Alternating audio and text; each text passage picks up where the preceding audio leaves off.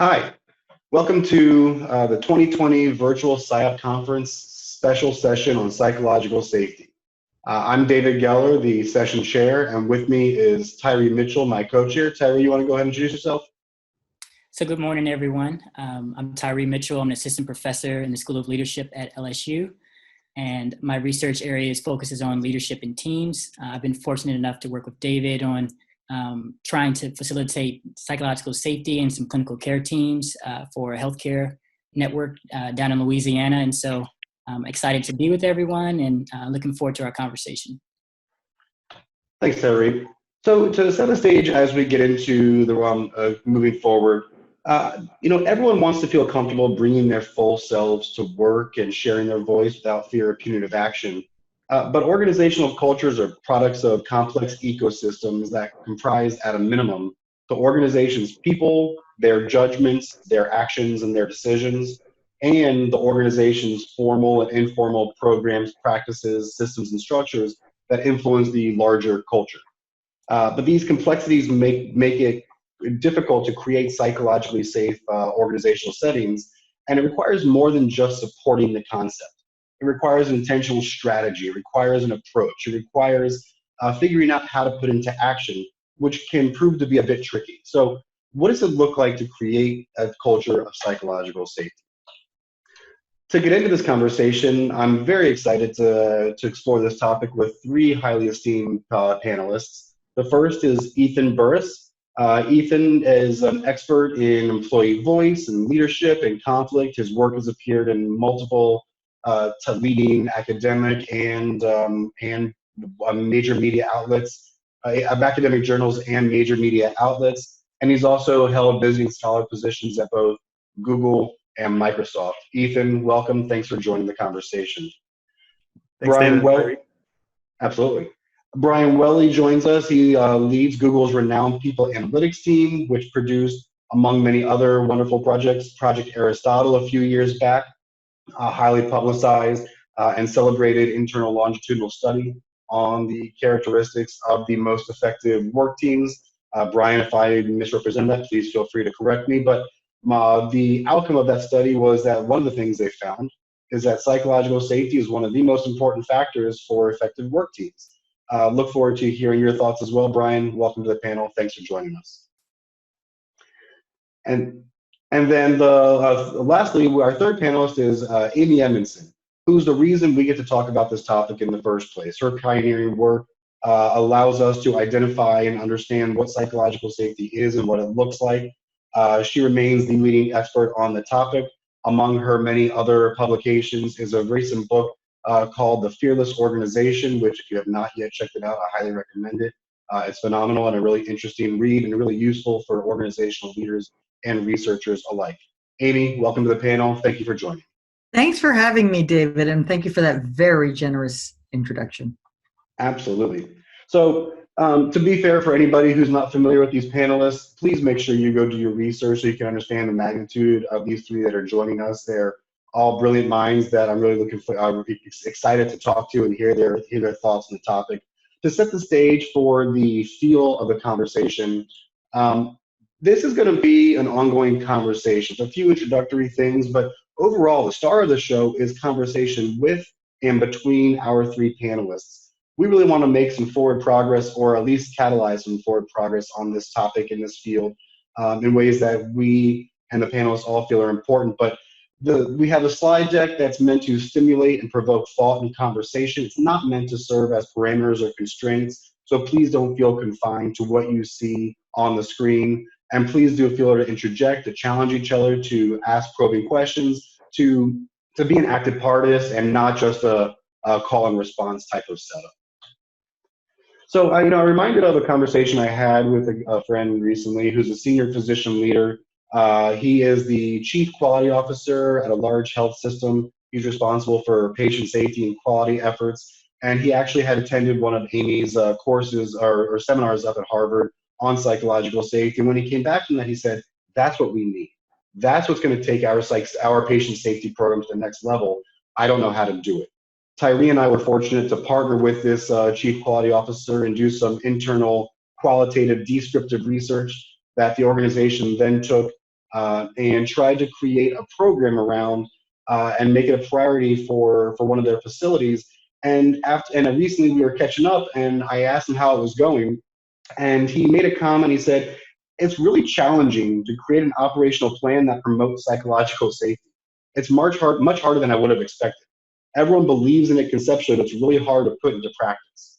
So it's really difficult, according to this leader. Brian, I know that as a result of Project Aristotle, you guys, I think, took some action and were able to find some ways to move forward with it. Did you find your own similar challenges in figuring out, all right, well, we know it's important. Now, what do we do with that information?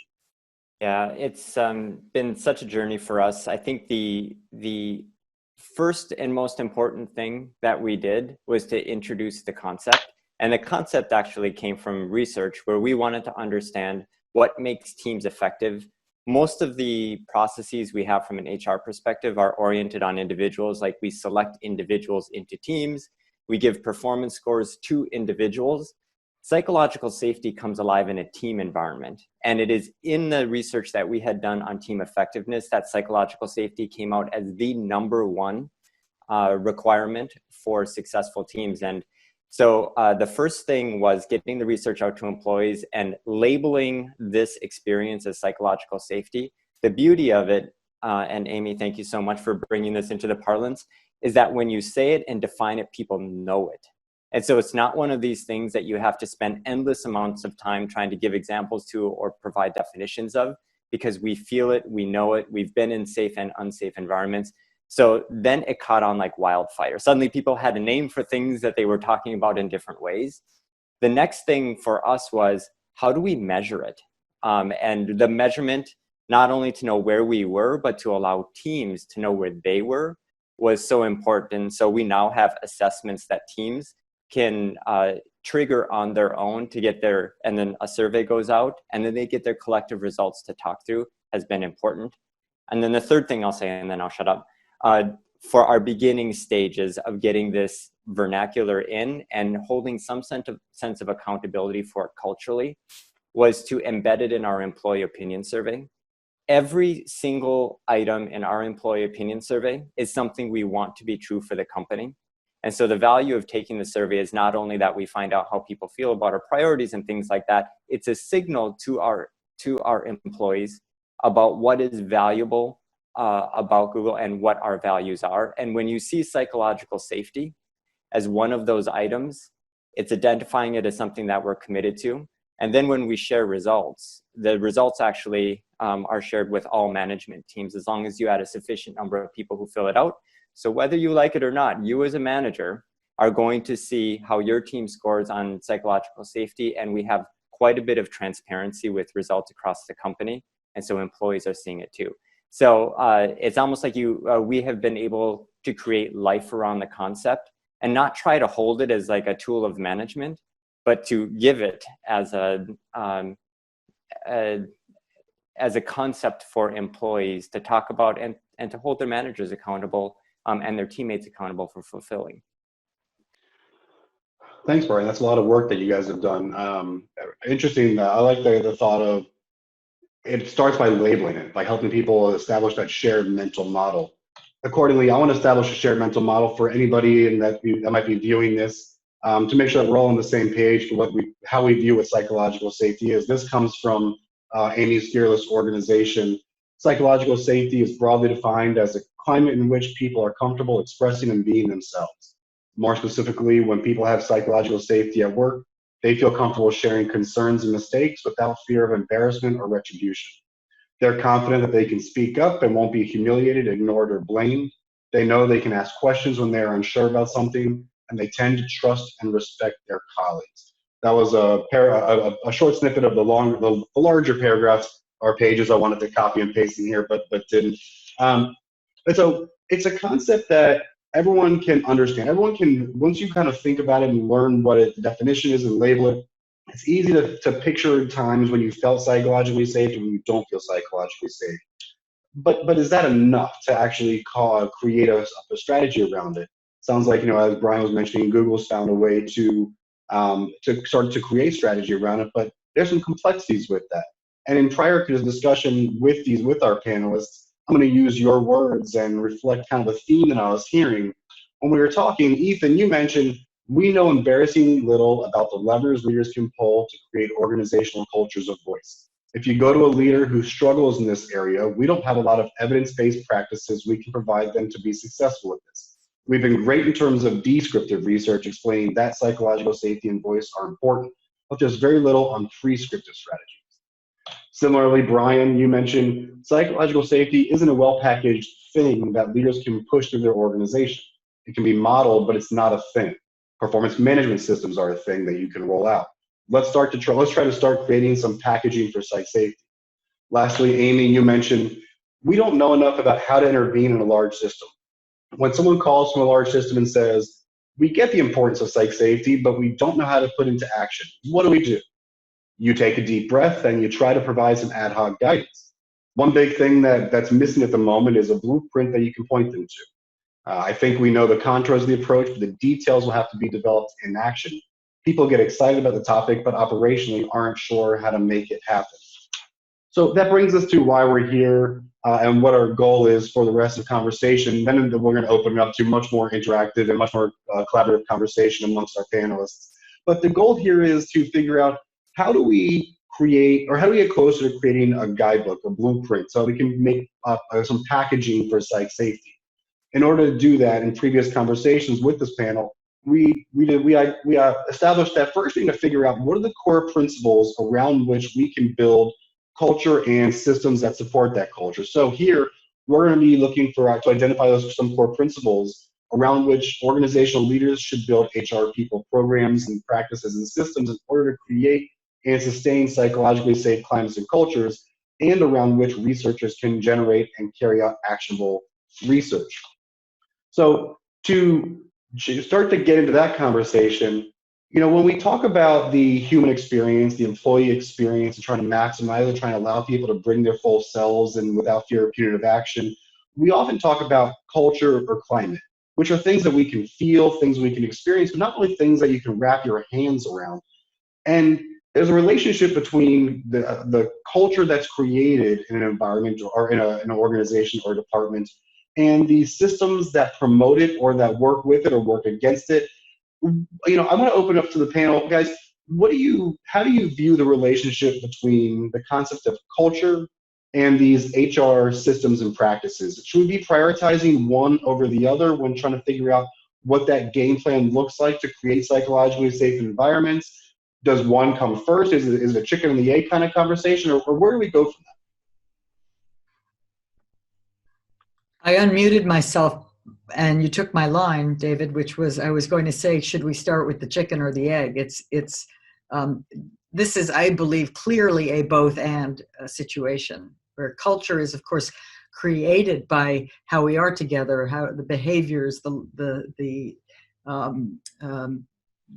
actions, the decisions that we make, and the culture in turn enables and gives rise to those very same actions. So at least you have the potential for either a vicious or a virtuous cycle. So if I can jump in, I think it's a fascinating question because, the story that Brian was starting to tell was we've identified this concept as vital to our teams. And we can look at culture as being a team by team kind of variation. But the challenge that I think was then laid forth is how do we take some of those team interactions and start to nudge or push them in such a way that we can create a culture of safety at scale for an entire organization. That's where these different types of concepts start to intersect.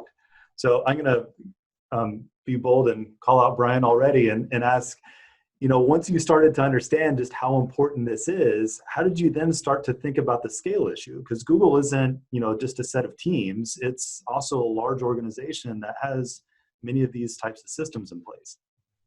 Yeah. Ethan, thanks for the tough question. You're welcome. I'm going to start by suggesting an ordering among these. And Amy, you had written, co-authored a piece, I think, in ASQ that showed that learning is actually possibly a mediator between psychological safety and positive outcomes.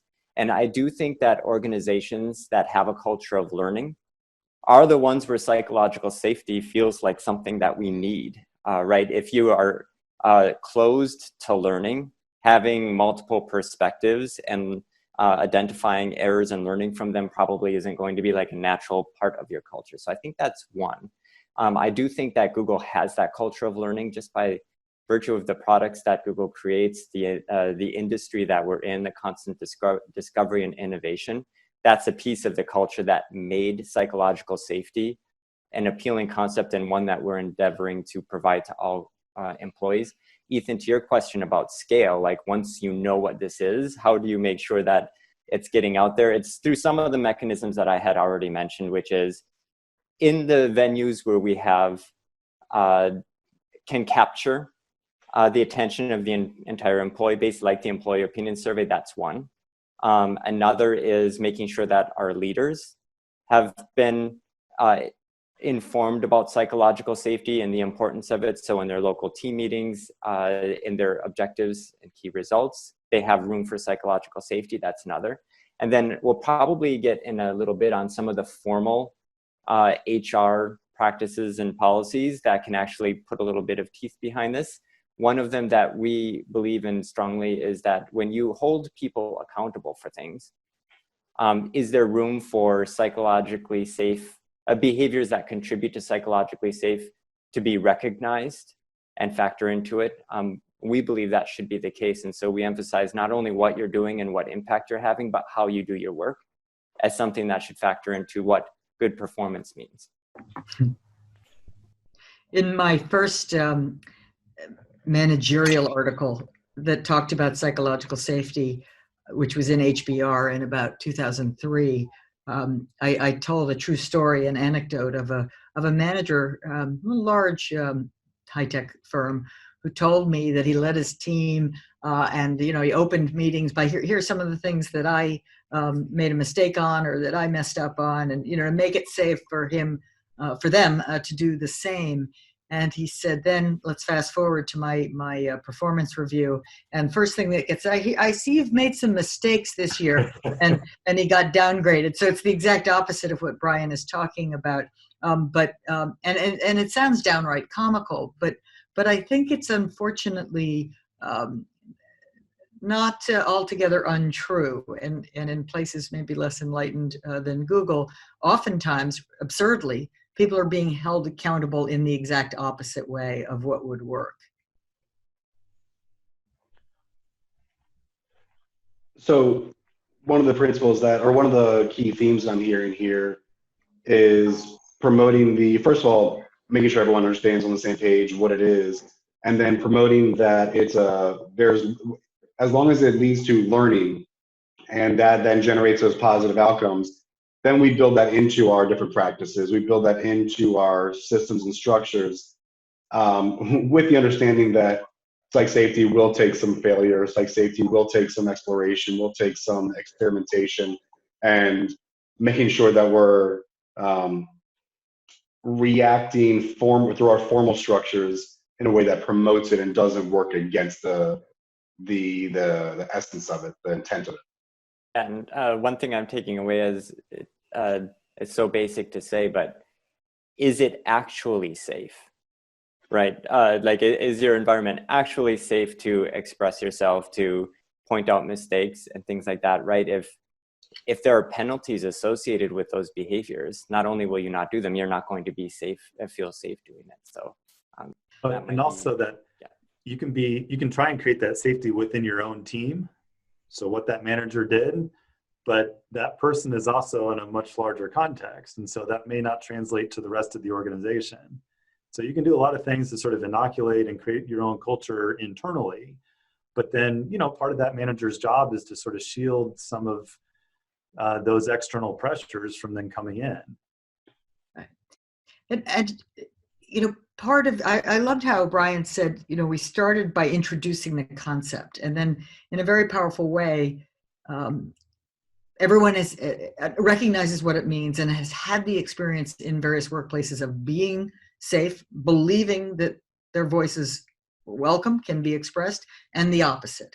And what I think is sort of a necessary complement to that is continually emphasizing the nature of the work as uncertain, interdependent, complex, full of ambiguity. Because if you're not saying those things, you're not actually setting a very clear rationale. Like I can say, yeah, it's safe, we'd love to have you speak up, but if you don't understand why it's actually mission critical that I speak up, then you're still going to want to err on the side of caution. Right? So there has to be a darn good reason, not only that I'm allowed to speak, my voice is welcome, but that it is desirous that I speak. So go ahead, Tari. I was going to say, I think these are great points. I was going to say for Brian or Amy, if you have any, when managers come to you with questions about how do you balance accountability with psychological safety, I think there's probably a delicate balance, and there's probably an art to doing that. I'm just curious if there's any guidelines or prescriptions you offer in that area. Well, I guess I would start by challenging the question because I think it's a lovely question, and I don't see it as balance, because balance implies, a kind of a seesaw where when one goes up, the other has to go down. And I actually, maybe it's because I'm an academic, but as you are, I think of it as a 2x2, right? So I really do think of it as you can have a workplace where accountability is high. In other words, I know that what I do has consequences, and that I am being held to high standards. That we're ambitious around here, and people are expecting a lot from me, and psychological safety. So if you think about either one of those things as being possibly lower or higher, we get a 2x2, in which the upper right-hand quadrant is what I call the learning zone. And that's the zone where both accountability, which motivates me, right? If there's no accountability, then why not just sort of sit back and have a nice time with my colleagues, right? So I've got in a complex, uncertain world, the only place I would argue you can get high performance is where we have managed to put in place both accountability and psychological safety. Now, all I really would do, Tyree, is rephrase your question to how do you do both? Not where's the balance, but how do you do both? And that's a kind of more detailed, probably, set of prescriptions that maybe Brian, who is the sole practitioner among us, can speak to more thoughtfully.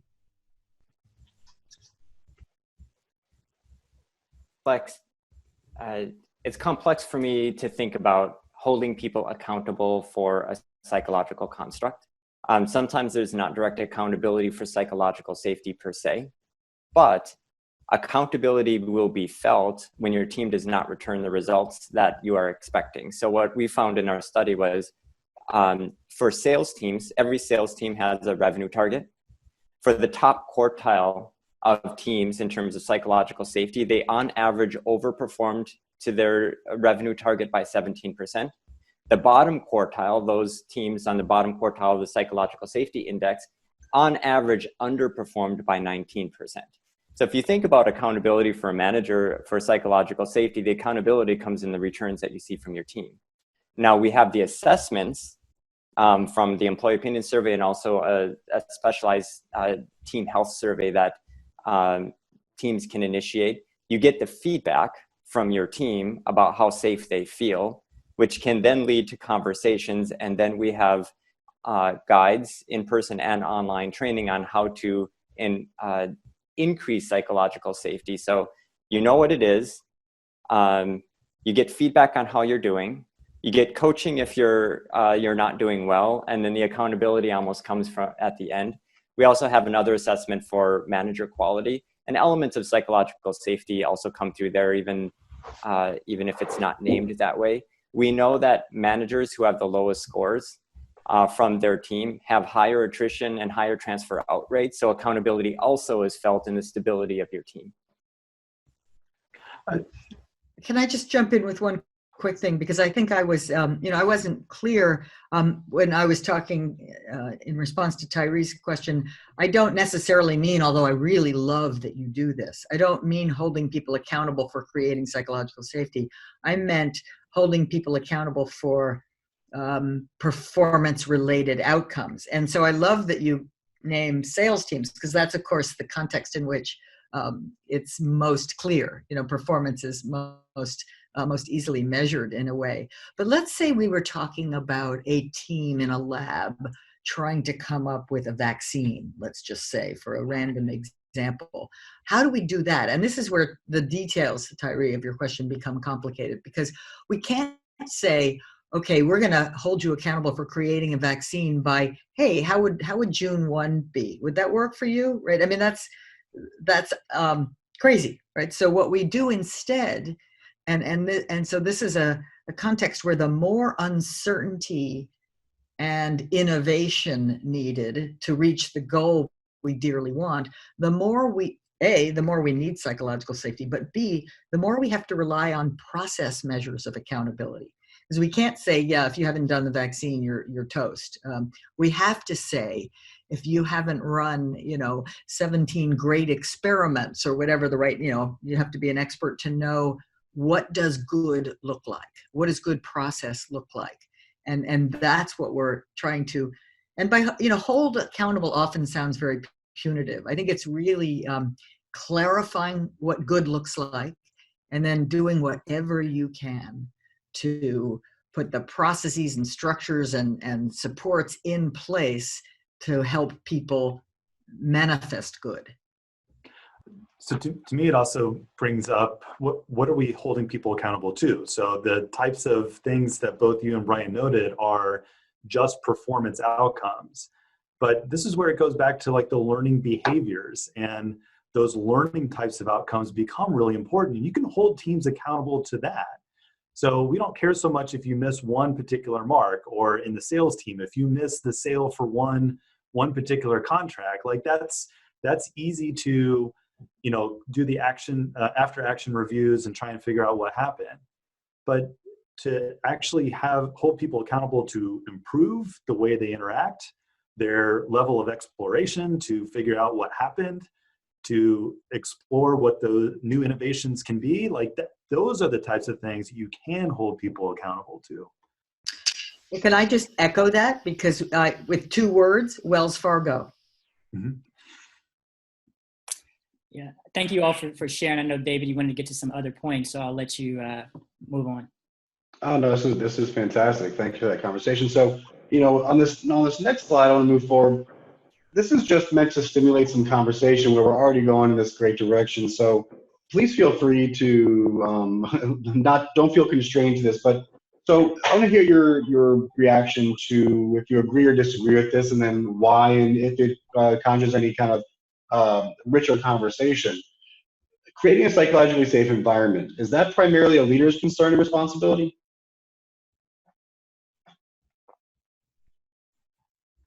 I'll go out on a limb. My gut says yes. I think that the tone, and there's good research on this, the tone is very much set from the top. You can hire the most proactive, extroverted, talkative people who want to speak the truth 100% of the time. But if they're in a context, in a situation where their boss is a jerk, it's going to stifle that level of safety. And so, yes, you can have a team that has great interactions and can come up with ways to sort of inoculate themselves from a bad boss, but it is incredibly difficult to do so. And so I at least a lot of my research has really pointed to the role of the leaders as setting the tone. It's true. I'll add to that by playing with words, and I'll say A. The word A strikes me as important here, because a leader could be the very top, and I agree with Ethan about the tone at the top. And a leader could be a team leader, a frontline supervisor, anyone. And I do believe that anyone in a position of leadership, anywhere at any level, has an outsized influence on the degree to which others feel psychologically safe. The other wordplay I would do here is, what if we reframed the question from what it is to psychological safety is a leader's primary responsibility and concern? Then you got me.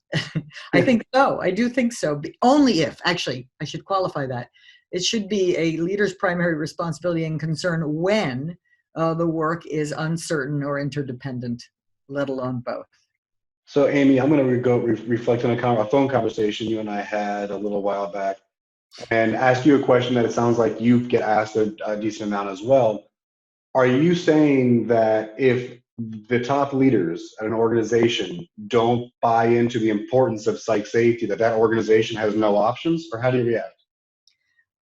No, because so now let's take this lovely sentence one more word play away and say primarily everyone's concern, because I believe, and I have observed, that no matter where you are, it's almost like that manager I described before, who created a psychologically safe space in his team, but his manager hadn't done the same.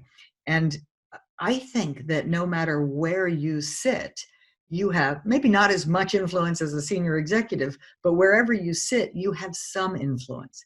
You have a lever. You have the power to make it easier for your colleagues to say what's really on their mind, and you do that by reminding them of what's at stake, or by asking good questions, or by responding with interest and respect. And that's just a very powerful lever that anyone holds at any level. Yeah, and I completely agree with that. It is, everybody has a role to play in everyone else's psychological safety. The tone does come from the leader, but I'm positing something here, like to see what you think. I think there are some systemic characteristics of organizations that make psychological safety more or less possible. I'm remembering some work that Robin Ely did a couple of decades ago, actually, on competitive and cooperative behavior in law firms. And one of the things she found is that if there was a perceived lack of opportunity for advancement, there was competitive behavior from everybody in the system because they were competing with each other for something they all valued. In the law firms where there was a more open notion of advancement and getting good things, there was more cooperative behavior because there was systemic sort of incentive to do that. And I do believe the system, and then the leader's role in that, and then the connection to their team all probably work in concert. And so there are some things, let's just say we have leaders listening right now that say, oh, it's my responsibility and I really believe in this and I want to make this true for my team. There's only so much power they might have depending on what is happening outside of their own team.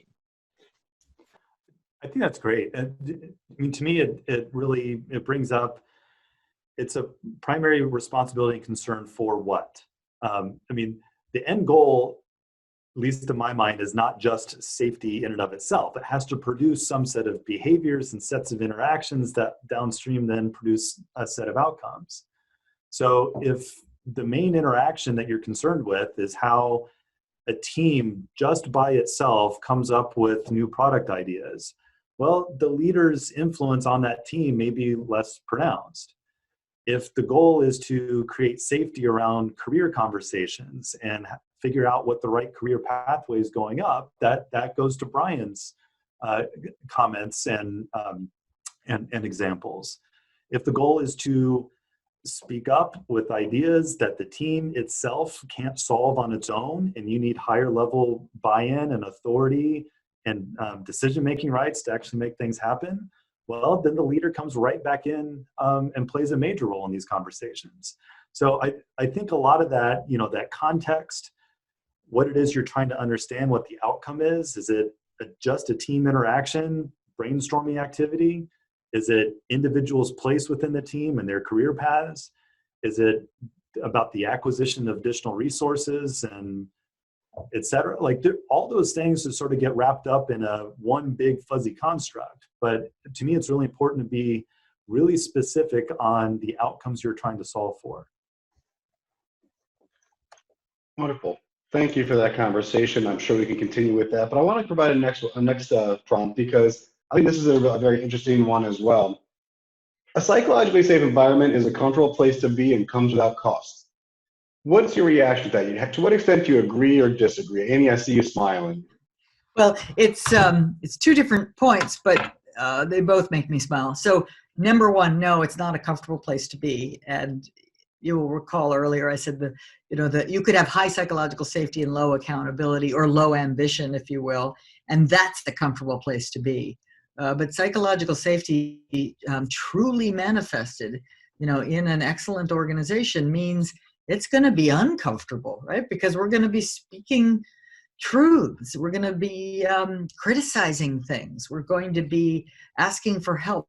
None of those things are comfortable, right? But they are necessary. And does it come without cost? I think it does come at the cost of face saving. Right? We have to give up face saving or image management as a either explicit or implicit primary goal. Let me push a little bit on this as well.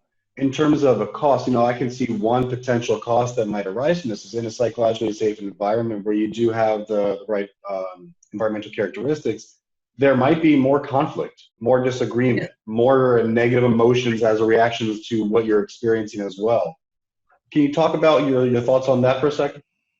I think you're absolutely right, and it's another point around psychological safety is not a magic bullet, right? It's not a way that it's not going to fix all your challenges. It's a lever. It's a moderator, and so there are going to be tasks for which a lot of conflict is really valuable, right? And so we need that conflict in order to come to the very best decision, let's say. There are other tasks where having excessive conflict would be wasteful in time. And so the missing dimension here is discipline. We have to, or good process. So I would argue we need psychological safety and we need discipline and rigor to help us get through the conflicts that we have. I don't think it's a matter of deciding how much psychological safety is the right amount so we have only this much conflict, not this much conflict. That's not how you moderate conflict. You moderate conflict by trying to use good process to get to the essence of where do we go from here. Yeah, I could add one more to the list, which is you need good process, but you also need advanced social skills to express yourself directly without getting personal. The awareness that if I feel disrespected, that I can actually speak to it. Like those end up being elements of the conversation, which might feel like they're stretching out the amount of time that you're spending together. But that is one of the things that we've intentionally introduced as well with psychological safety. We have 3 respect pillars at Google that are core to our culture. We respect our users. We respect the opportunity that we have with the industry we're in, the resources that we have, and we respect each other. And these are reinforced with our employees, and under respect with each other, we have the notion of handling conflict with respect, always maintaining civility.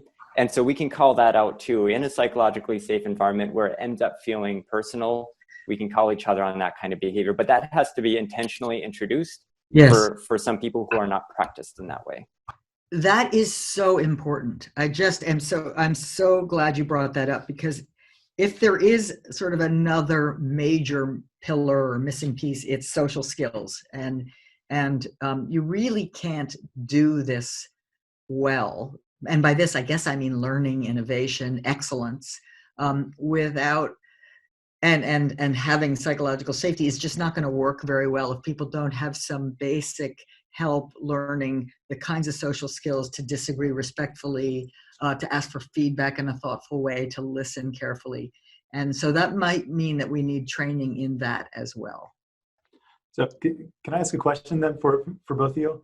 Because what this brings up to me is there's a lot of challenge in preparing managers for these types of conversations. It seems like thus far we've talked almost exclusively about creating a safe environment for employees. But it's a holistically different challenge to prepare managers to have those conversations, to be that vulnerable in that way, to not care about your face as much as you manage the rest of your team. And that is, I don't know if it's psychologically costly, but it's certainly uncomfortable. Yes. And so I'm kind of curious about how you, Amy, how you talk about it in your classes and with executives. Brian, how you talk about it with your managers. That, you know, it's sort of easy to say, we're going to create a psychologically safe culture and we're going to do that. You know, here's a set of systems, you're accountable for it. But it's a whole different thing when you're in the trenches and someone's confronting you with these types of issues. So I'm just kind of curious what you suggest and what you do. Well, I'll start theoretically. Maybe Brian has better practical, but I want to say that managers are employees as well. And then number two, like it or not, we're all stuck in this VUCA world, right? This volatile, uncertain, complex, ambiguous world. And so if you want to be a manager, that means you want to be someone who takes on the role of enabling others to do the best possible work on behalf of the customer. That's a responsibility. And coming with that responsibility in the world in which we work and live comes a requirement that you have the skills to do that. And people skills are social skills. So it's not, you know, if we could just let you off the hook and say, yeah, sure, fine, you can be a manager, but not worry about this stuff, we would, I'm sure. But we just don't have that luxury.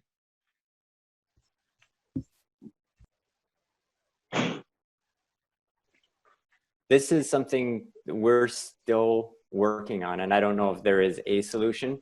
I will tell you that every moment that we have as an HR organization with our managers, we have principles like this baked into those moments. So there is a training required of all new managers. And part of that training introduces the team's research that we've done, the notion of psychological safety, and outlining the behaviors that make it possible for your team to achieve that. And then there are other like moments throughout the year where we might interact with managers and that ends up being emphasized. This is also why it's tremendously important that all of our leaders understand what these notions are, because they carry the culture through their own organization and their managers are looking to them for cues on what is and is not acceptable. And so that's another touch point. Thank you both. Thanks for the question, the prompt, Ethan. I appreciate it. Amy and Brian, thanks for the responses as well. You know, I only have a few minutes remaining. Yeah, we mentioned this in previous conversations, so I'm going to go to the next bullet. Please feel free to jump back there if you want. I'll put both of these up here just to make sure, so see what you want to respond to. But the first one that we skipped over was, in a psychologically safe environment, leaders must agree or support all ideas that they hear. And the next one is that in order to think about how we create these systems around this, reward will be a more effective strategy to create this environment than punishment. So Amy, I see you having a reaction. I'll be quiet and let you go ahead. Well, it makes me laugh. So I guess that's a reaction. The one that says leaders must agree with or support all the ideas that are shared, you know, in what universe would that work, right? So it's, but I totally understand that is a common misconception. But I think it goes back to Brian's term respect, because in fact that's what I might do with 5-year-olds, right? I might, because I'm a supportive kindergarten teacher, when the 5-year-old says something, I might, you know, say it's great, you know, almost no matter what. But I don't do that with adults whom I respect, right?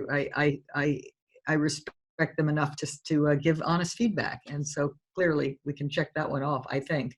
I do think reward is more effective in creating a psychologically safe environment. I think it's aspirational, and reward doesn't mean monetary necessarily, but the opportunity to achieve something meaningful, you know, with my colleagues, and that's valued by my company, valued by my customers, is can be a very rewarding experience. And we're all risk averse. We're all punishment is stronger than reward in that sense, and so a difficult lever to use. Add to to that is, like you said, Amy, it is impossible for a leader to support all ideas because generally you carry one forward, a small set of them. What's important is that that people know that they've been heard. You need to say, I have heard you, and then give an explanation for the direction that you are going so that they can see the connection between my voice and the action that was taken. That's how you sustain a psychologically safe environment, even as you make business decisions required for action. Yeah, the only thing I'll add to that is, I think the interesting nuance with the leader must agree is that to then solve for the fact that you can't say yes to every single idea that comes across your plate is how you then say no in a way that still creates that level of safety. And that's a tricky line to navigate. I think sorry, it go ahead, helps. Amy. I mean, I think it helps to start by framing the task appropriately. I mean, if this is an idea generation task of which we will pick or we will synthesize, or innovation will come out of it. If we've set the stage with that shared understanding of what good looks like and how this works, then we don't have expectations that somehow magically every idea will be the one that we go with, right? So I think a little bit of expectation setting, stage setting, framing can go a very, very long way in terms of helping that experience Brian described, if they must feel heard. And I do agree. It's like, we must be appreciative of the effort people put into taking interpersonal risks, or it will be extinguished. Hi, everyone. This is David, the session chair. I'm cutting into a separate recording. Unfortunately, we had to wrap up that session recording very soon after that last slide and Amy's last comment because of schedules and around recording that session. But I had the opportunity to collaborate with the panel after recording that session. The whole goal of the session was to engage in conversation in order to identify some core or guiding principles around which organizations can shape their HR or people practices and systems and programs in a way that fosters psychologically safe organizational environments and cultures. So through that subsequent collaboration with the panelists, we were able to identify a number of principles that we could pull from or extrapolate from our conversation. And I wanted to make sure we shared those back with you, since that was the whole goal of this conversation anyways. I'm going to share those with you here now through these next few slides. These use shall language. You see at the top, it says the organization shall. This shall is meant to be taken tongue-in-cheek. These principles have not been tested empirically. They should be viewed as just suggestions at the moment.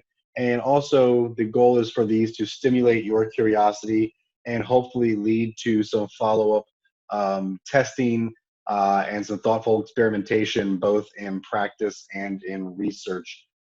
But we did want to close the loop on this as well. So first, we focus on the organization's commitments and expectations. So the organization shall introduce employees to the definition of psychological safety and examples of how it shows up in the work environment. Publicly and regularly communicate its aspirations for teams to be psychologically safe environments for all employees.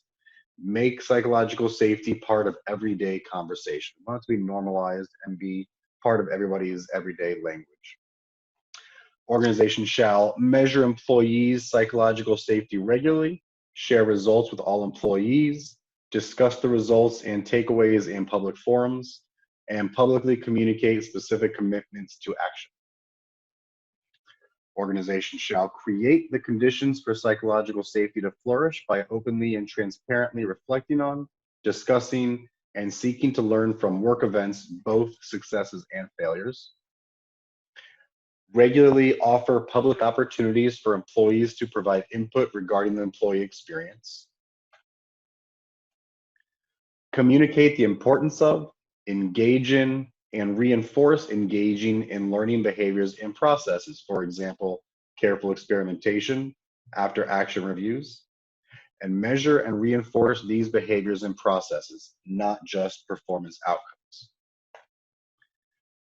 Organizations shall educate leaders at all levels on how to create and sustain psychologically safe team environments, provide psychologically safe environments for leaders to test ways to achieve this goal, and provide feedback and coaching in support of leaders achieving this goal. Basically, in order for leaders to figure out how to create these psychologically safe team environments, they themselves need psychological safety to test different ways of doing it. There's no one magic solution. So they're going to need the same environment that we want them to give to their teams. Organizations shall recognize leaders who successfully create and sustain psychologically safe team environments. And lastly, organizations shall communicate the importance of leader humility and recognize leaders who demonstrate humility. For expectations of leaders, leaders at all levels shall actively and regularly communicate why psychological safety is vital for achieving organizational and operational success. We need leaders to be creating that vision for the path forward with their teams and establishing the importance of psychological safety for not just achieving the people-related goals, but also for that then leading to the performance outcomes that organizations so dearly care about. Leaders shall openly discuss the importance of behaving in ways that foster psychologically safe environments, for example, engaging in constructive conflict, taking informed risks, conducting thoughtful experimentation, while acknowledging and discussing how to manage the challenges that can occur in this kind of environment. All of these things can lead to frustration. They can lead to increased negative affect in some ways. They can lead to some tricky situations. So we need to have the whole team on board in the understanding or the belief that we're going to hit some bumps and we're going to encounter some difficult, some challenging situations if we are able to have a psychologically safe environment. Psychological safety means that people feel comfortable speaking up, taking risks, sharing dissent. Those are things that lead to these kinds of things here, and we need to find right ways to manage them so that we can maintain that environment that allows people to bring their full selves to work and to the work that they're doing. Leaders shall communicate transparently and regularly about any uncertainty, ambiguity, and or interdependence of the work required to achieve goals. This is why psychological safety is important for this kind of work in the first place. So these are the precursors to requiring psychological safety, or to the importance and the value of psychological safety. So we need to be talking about the nature of our work is uncertain in these ways. It's ambiguous in these ways, or we rely on each other interdependently in these ways. Because of this, we need psychological safety. So we need to be addressing those factors that highlight the importance of psychological safety for achieving our work. Leaders shall reinforce team member learning behaviors. Again, it's about the behaviors and the processes, and not just about the outcomes. When we see our team members conducting thoughtful experiments, taking risks, speaking up, we want to reinforce that. We want to highlight that these are happening and they are good things, and make sure that we're creating that environment actively that says we want these kinds of behaviors. Leaders shall address challenging interpersonal interactions with social and emotional sensitivity. This goes back to the conversation of the importance of social and skills and emotional skills, as a lot of people like to call it emotional intelligence, especially the emotion management element of it. But we need to make sure that our leaders are equipped with these capabilities and that they put these into action. Leaders shall directly acknowledge and actively listen to input from team members, respond in a way that promotes learning and reinforces team members speaking up and voice behaviors. Close the feedback loop every time about the path forward. When the path forward does not align with input received from the team members, disclose the why behind the selected path forward. This helps people understand that, or recognize that their voice was heard, you acknowledge it, you considered it, and that you made a decision. And if that decision doesn't align with what they were hoping, you explain it to them and we all move forward. It's harder to move forward when you don't understand why the path forward doesn't align with what you shared. But I think it's much easier to accept, okay, I was heard, I was acknowledged, I was recognized. The decision makers went a different direction, but I understand why they went that direction. I might not agree with it. They don't agree with me, but we can keep moving forward. And they've also done their due diligence to help me feel that I've been heard and that they appreciate me speaking up as well. Leaders shall demonstrate humility. For example, admitting fault or mistake, asking for help when needed, actively seeking from and acting on specific feedback from team members. Actively seeking and acting on specific feedback from team members, and providing others with appropriate credit. These are difficult ones for leaders to do often, but it's those leaders that also demonstrate humility along with that sense of confidence that really provide to be those those leaders who people really want to follow and who create that environment. And lastly, leaders shall continuously seek to maximize the team's psychological safety. This is not a one and done type of thing. This is an ongoing effort that requires a leader to put a lot of work into it, but that work can lead to large payoffs. So thank you to you three for being here, taking time to do this. I've loved this conversation, fascinating. I look forward to working with you, continued in the future as well. To SIOP for leading us through this uncharted territory. I know that our committees have put a tremendous amount of effort in making sure that we stay viable and have an organization and being able to achieve all of our goals and have meaningful experiences. And then to you, whoever is watching this, listening to this, stay curious, stay committed, and continue pushing the gamut forward and pushing them and trying to figure out what comes next. So thank you to everybody. I look forward to speaking with you again, and have a nice day. All right, goodbye. For bringing us together. Yeah, thank you, David. That was really worth doing. I gained more than I gave, so I really do appreciate it. Wonderful. Thank you.